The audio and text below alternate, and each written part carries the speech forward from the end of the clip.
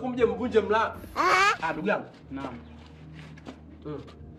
Bila shaka mimi unanifahamu. Mimi nakujua nje ndani. Lakini pia huyu unamfahamu kwamba ni kiongozi wako. Huyu ni leadership kiongozi. Sawa, mitano tuna baba tunampenda wewe. Mitano tena.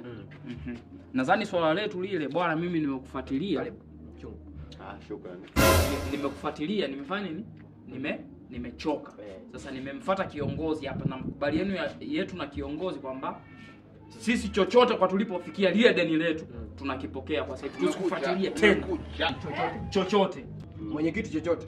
Kwa sababu umeonekana kwamba wewe ni msumbufu, ni muda mrefu anakudai hapo anashinda kurudisha. Kwa hiyo ni chochote. Wewe chochote tupatie, mioyo yetu ilizike isuzike na mwenyekiti alafu muondoke. Tuondoke. Okay. Yaani mtu unakuwa unamdai mtu mrefu mpaka inafika hatua lile deni labda unafikiri labda anafanyia kabiashara kumbe ni vile tu sasa ndugu yangu. Sasa